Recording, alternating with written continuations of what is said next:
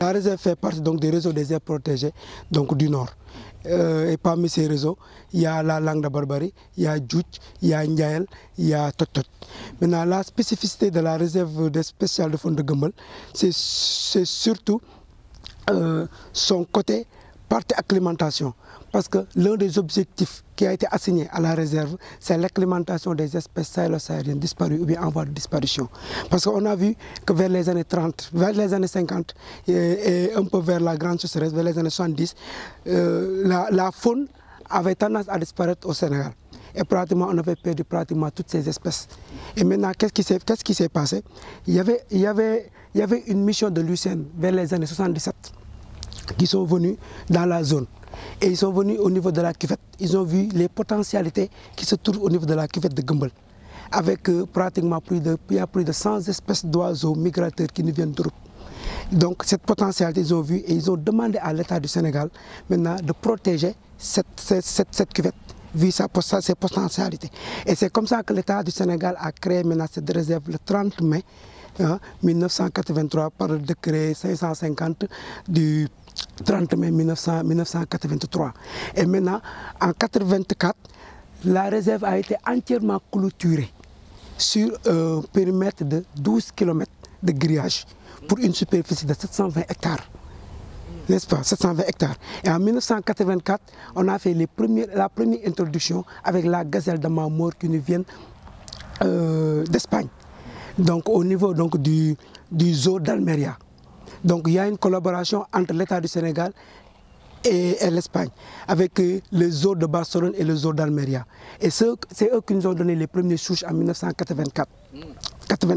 Donc on a commencé à les acclimater en certain moment. Ensuite, en 99, vous avez entendu un peu le fameux problème des oryx algazelles. Voilà, donc c'est en 1999 qu'on a eu l'introduction des gazelles, des oryx algazelles qui nous viennent d'Israël. N'est-ce pas, d'Israël.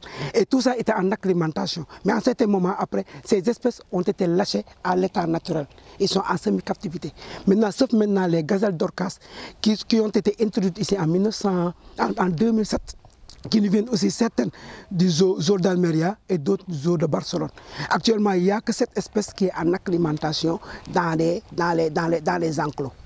Sinon, le reste sont actuellement au niveau, donc, ils sont à l'état naturel, n'est-ce pas? Maintenant, hormis ça, il y avait aussi le programme de protection de la tortue sulcata, tortue terrestre, parce qu'il y a la tortue terrestre et il y a la tortue marine.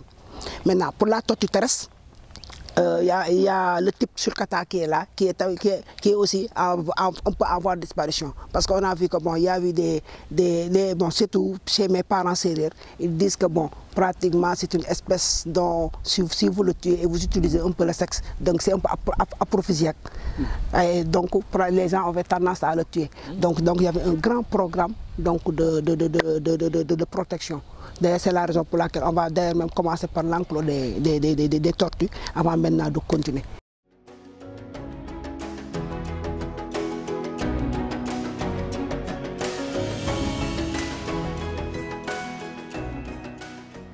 Donc, comme tu disais, on est dans l'un des enclos d'acclimatation des gazelles d'Orcas. Actuellement, dans la réserve, les gazelles sont au nombre de 42. Qui sont répartis dans 5 enclos. Mais si vous regardez bien maintenant, ce que nous faisons ici, c'est l'acclimatation des espèces sahélo-sahariennes. Et que pour ces gazelles d'Orcas, il y a un suivi. Il y a un suivi très rapproché. Et que dans chaque enclos, ce que nous faisons, c'est à peu près, on met 5 femelles dans chaque enclos. Et à un certain moment de l'année, vers le mois de mars, on fait introduire maintenant un mâle. Mais ce mâle n'est pas choisi n'importe comment. Donc nous allons calculer le taux de consanguinité de l'ensemble des mâles qui sont dans la réserve, plus maintenant les femelles qui sont dans chaque enclos. Maintenant, on va essayer de déterminer le mâle qui a le moins de taux de consanguinité. C'est ce mâle qui sera introduit pendant 3 mois pour voir. Maintenant, si toutes les femelles maintenant sont gestantes, maintenant, on sort le mâle et on l'amène dans l'enclos des mâles qui est à la porte. n'est-ce pas? Et maintenant, on attend parce que la durée de gestation de ces gazelles, c'est 5 mois, 10 jours. Et donc, ça nous permettra maintenant de savoir après le père et donc la mère donc, du nouveau-né. N'est-ce pas? Une fois il y a naissance, automatiquement il y a ce qu'on appelle, on va déterminer maintenant l'espèce suivant une numérotation locale. Donc on va trouver les oreilles. Maintenant, si par exemple je vous dis comme 172, ça veut dire que c'est la 172e gazelle qui est née ici à Gumbel. Et maintenant, il y a une manière de trouver, n'est-ce pas? Et 6 mois après, chez les mâles, et 7 mois après, chez les femelles, maintenant, on va faire ce qu'on appelle le sevrage. On va les sevrer. Maintenant, pour ce sevrage, il y a une dame qui s'appelle Teresa, qui est au niveau du zoo d'Almeria, qui est le point focal de tout ce qui est gazelle d'Orcas en captivité dans le monde. Voilà. Maintenant, le jour de la naissance d'un petit, automatiquement on lui envoie un message pour lui dire qu'il y a naissance aujourd'hui à telle heure, mâle ou femelle, et elle enregistre. Peut-être, par exemple, à 12h00, ici à Gumbel, peut-être à 11, le même jour, à 11h55, peut-être il y a une naissance en Afrique du Sud ou bien en Tanzanie. Elle se le sait. Et maintenant, 6 mois après, lorsqu'on doit maintenant faire le sevrage, c'est elle qui nous envoie maintenant le numéro international. C'est ce numéro international maintenant que nous allons maintenant clouer au niveau des oreilles. C'est la raison pour laquelle vous voyez un peu les oreilles, il y a des couleurs rouges, jaunes et tout ça. Ça sont des numéros, la numérotation internationale. Donc c'est comme ça que nous faisons. Donc c'est un travail fastidieux, mais bon, on est formé pour ça. C'est la raison pour laquelle ici, pour le personnel même qui est ici à Gumbel, je suis le seul, moi là, je suis le seul ingénieur forestier. Sinon tout le reste sont des vétos. Le conservateur, c'est un docteur vétérinaire. Les autres agents sont des agents techniques vétérinaires. C'est surtout pour faire ce suivi rapproché donc de cette espèce, qui est actuellement la seule espèce en acclimatation dans la réserve. Maintenant, il y a un petit problème qui se pose. Si vous regardez bien, autant c'était un seul enclos. Mais si vous regardez bien, on a séparé l'enclos en deux. N'est-ce pas? Parce qu'on est arrivé à un certain moment où on a dépassé notre capacité de charge. Parce que normalement, au-delà de 30 espèces, on devait normalement faire des lâchers ou bien faire des transferts. Mais bon, le programme n'a pas suivi, il n'y a pas assez de moyens par rapport à ça. Et maintenant, on a trouvé des alternatives pour maintenant séparer les enclos. Et dans chaque partie, on va mettre encore 5 à 6 femelles plus un mâle. N'est-ce pas? Maintenant, toujours dans le programme de l'État du Sénégal, à travers donc, le ministère de l'Environnement, ce qui a été programmé, c'est qu'il y a acclimatation ici. Et en certain moment, on va faire le transfert au niveau de Ranero.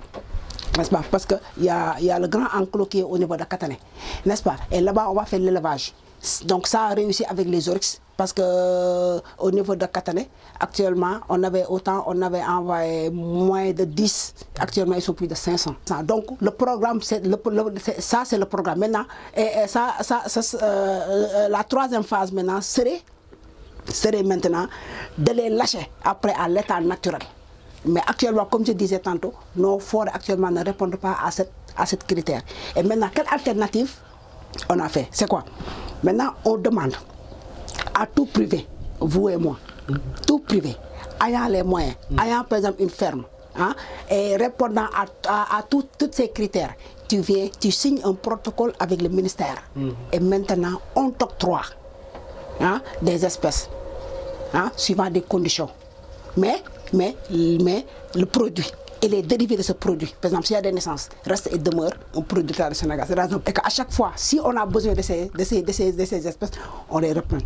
Maintenant, toi, en tant que privé, tu peux l'utiliser dans le cadre donc, de l'écotourisme pour gagner de l'argent. Mais si on a besoin de l'espèce, on le reprend. Maintenant, ça, c'est pour pallier un peu à la consanguinité. Parce qu'actuellement, on est dans une situation où le taux de consanguinité de ces espèces pratiquement commence à augmenter. Et que même, on a même encore un protocole entre le ministère, entre la direction et le zoo d'Almeria pour faire des transferts entre ici et Espagne. N'est-ce pas? C'est pour purifier le sang. Voilà. C'est à peu près un peu ce que nous faisons au niveau de ces enclos. Et qu'à chaque fois qu'il y a des malades et tout ça, il y a des vétos qui sont là, ils viennent, on les soigne et donc ça continue.